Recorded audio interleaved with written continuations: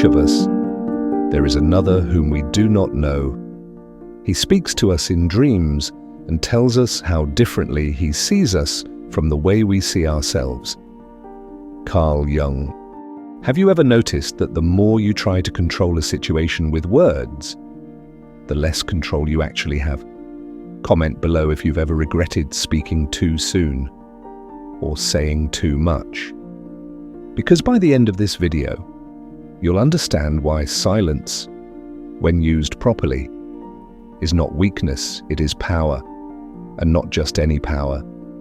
It's the kind that transforms your presence, rewires your psychology, and awakens your inner authority. But to access it, you must learn a trick most people never discover. There is a kind of silence that speaks louder than words. It is not passive, timid, or empty.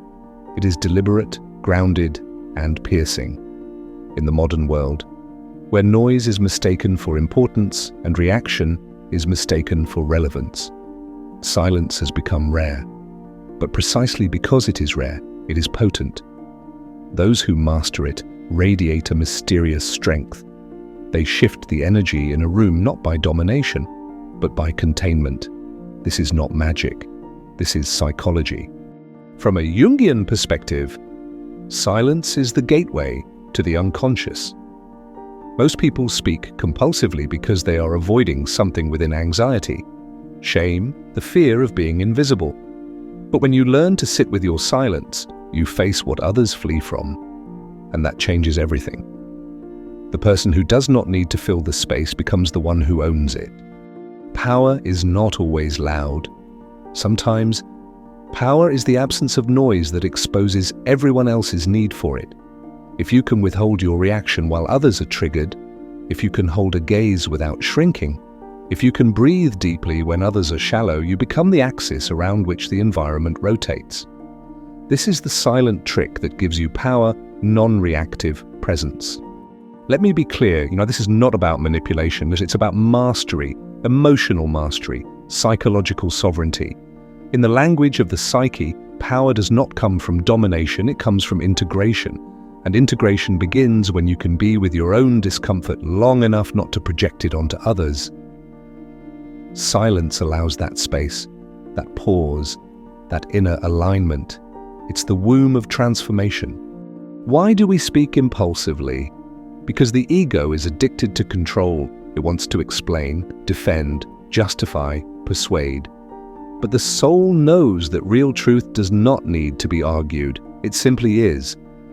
When you are aligned with your center, you stop over-explaining, or you stop defending your every move, you stop chasing validation, and that stillness, that unbothered presence, becomes magnetic. Think of the moments when someone's silence unsettled you, not because they were absent, but because they were fully there, holding their energy like a blade in a sheath. Their stillness forced you to feel your own noise. Their calmness exposed your chaos. That is the power of silence rooted in self-awareness. It doesn't scream, "Look at me." It whispers, "I see everything." And in that whisper, others feel exposed, not because you attack them, but because they are no longer distracted from themselves. Now, many confuse silence with suppression, but they are not the same. Suppression is fear-based. It holds back because it is afraid. Conscious silence, on the other hand, holds back because it is grounded. It is an act of will, not of weakness. It says, I do not need to prove myself in this moment. I choose to observe. And in that observation, you gain vision others miss. There is a psychological mechanism at play here. When you speak, you externalize your energy. When you listen without speaking, you internalize. That inward movement strengthens your psychic boundaries. You are no longer leaking energy into every interaction. You are conserving, containing, cultivating. This containment creates gravity. People feel it. They lean in. They wonder what you're thinking, what you know. And that mystery is a form of influence more powerful than any speech. But it's not just external. Something internal begins to shift, too. When you become silent on the outside, your inner world becomes louder. You start to hear your intuition, your fears, your buried thoughts. This can be uncomfortable at first. Many people avoid silence because it reveals too much. But this revelation is where growth begins. You must first confront the inner noise to access the deeper signal. Jung taught that the unconscious becomes conscious not by force, but by attention. Silence is attention. When you stop speaking, you start seeing. You begin to recognize the games people play, the roles they hide behind, the subtle manipulations woven into words, but more importantly, you begin to see your own patterns when you want to interrupt, when you want to impress, when you can't stand the tension. That self-awareness is your path to transformation. There is a paradox here. The less you speak, the more intentional your words become. Each word gains weight, depth, meaning. People start listening differently. Because now, when you do speak, it comes from a deeper place. Not reaction, but reflection. Not impulse, but insight. And this shift marks the difference between someone who talks and someone who teaches, someone who argues and someone who leads. And let us not ignore the spiritual aspect. Silence is sacred. It is the space between thoughts where the soul breathes. Every mystic tradition honors it. Silence is where God whispers, where the soul remembers, where the ego loses grip. In silence, you meet yourself, not the persona you show the world, but the deeper self that holds your wounds, your wisdom, your wonder. But beware, as you become more silent, you may trigger others. People who rely on noise for validation may feel threatened. They may accuse you of being cold, aloof, arrogant. Do not let their discomfort become your distraction. Your silence is not their judgment. It is your sanctuary. And if they cannot sit with your stillness, it is because they cannot sit with their own. You will also notice something else. In silence, people reveal themselves. The ones who dominate conversation often fear being known. The ones who interrupt are afraid of not being heard. The ones who speak ill of others often fear being insignificant. When you become silent, their words expose their wounds. You no longer need to psychoanalyze them. They do it themselves, unknowingly, in your presence. And sometimes the most powerful move is to say nothing when expected to speak, to let silence be your answer. It is a mirror. It reflects more than any rebuttal. This is not to withhold love, but to uphold integrity. You are not responsible for filling every silence. You are responsible for ensuring that your words do not betray your truth. Let me ask you something. What would change if, for the next 24 hours, or you only spoke when your words were necessary, kind or true? How many arguments would dissolve before they began? How much energy would you conserve? How much clearer would your own thoughts become? This is not theoretical. This is an experiment in becoming powerful by becoming present. Power is not found in volume. It is found in alignment. And silence, when used consciously, brings you back to alignment. It detoxes your nervous system. It rewires your reactivity. It awakens your intuition. It amplifies your presence. This is not a trick for manipulation. It is a discipline of mastery. And you may struggle at first. You will feel the itch to fill the void, to clarify, to explain. Let the itch rise and do nothing. Watch it like a wave. Feel the tension. Breathe through it. The longer you wait, the more you reclaim your center. Each moment you resist the compulsion to speak, you return to yourself. And eventually, the silence becomes a friend, not a threat. In relationships, this changes everything. You no longer rush to respond. You listen deeply. You speak intentionally. You create space for others to reveal themselves without interrogation. And because of that space, deeper truth emerges. People trust you more not because you talk, but because you listen without needing to control the narrative. That is rare. That is powerful. But perhaps the most profound gift of silence is that it reconnects you to your own voice. Not the voice of the ego, which shouts. The voice of the soul, which whispers. It speaks in symbols, in sensations, and in knowing. And to hear it, you must get quiet enough to listen. You cannot fake this. You must earn it through presence. Carl Jung believed that within every person lives a wise old man or woman, a deeper guide within the unconscious. Silence is how you invite that inner sage to speak.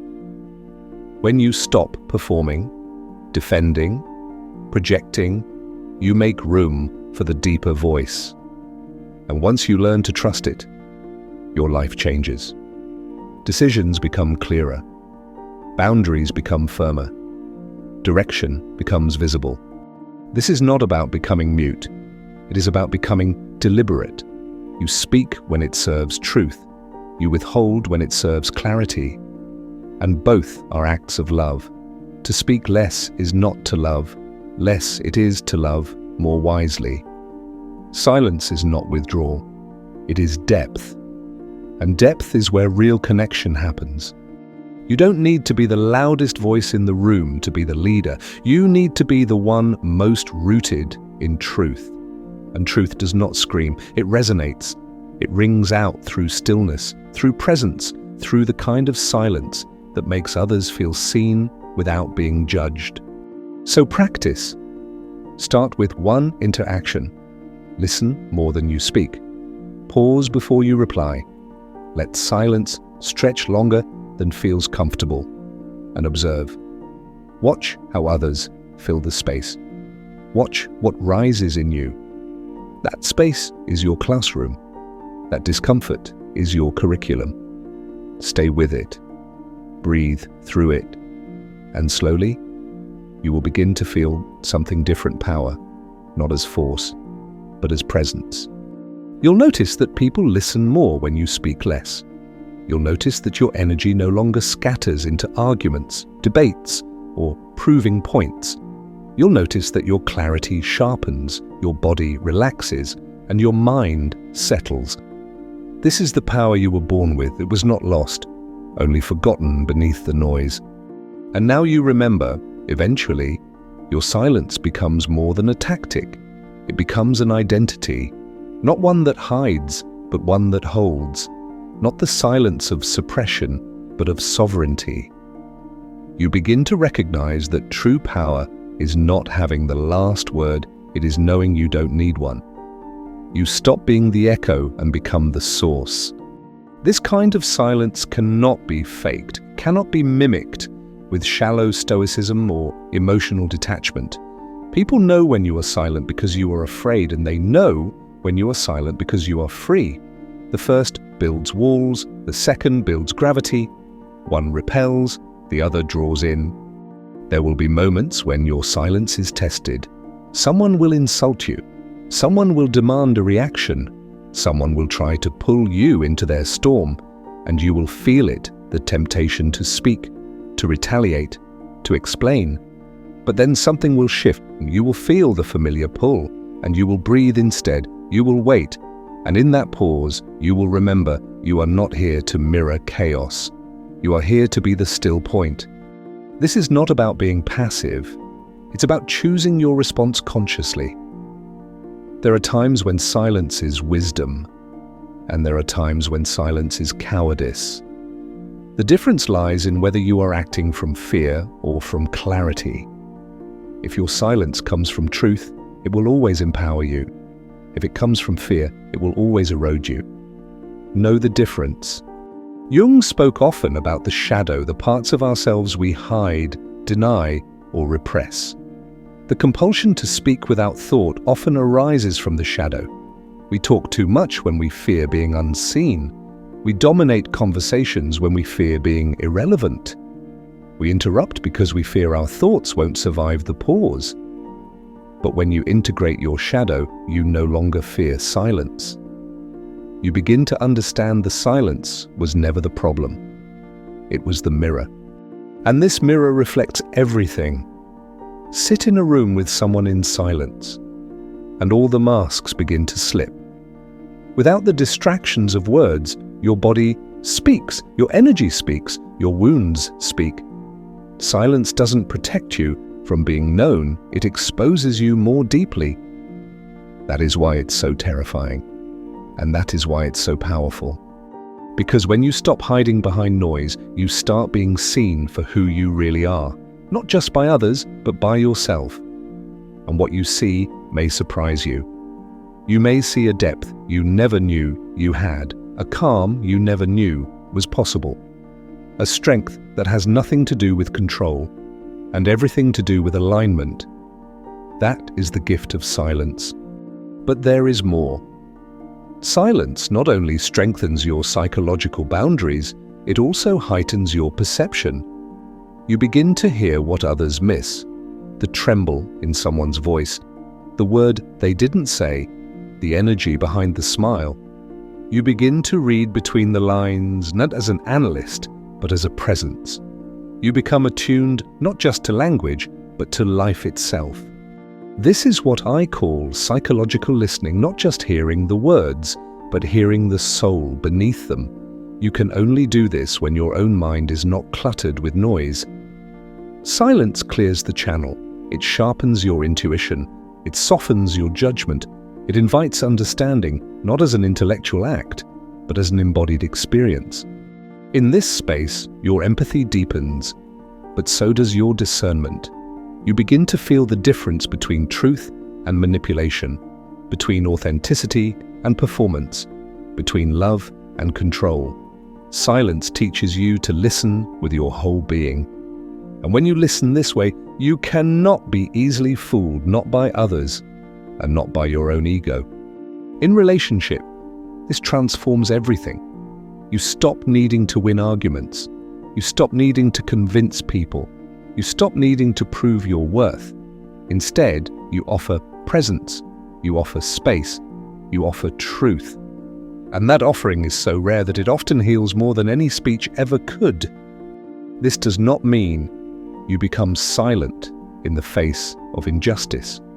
It means your words are chosen, deliberate, and powerful when they come. You are not withholding truth, you are protecting it.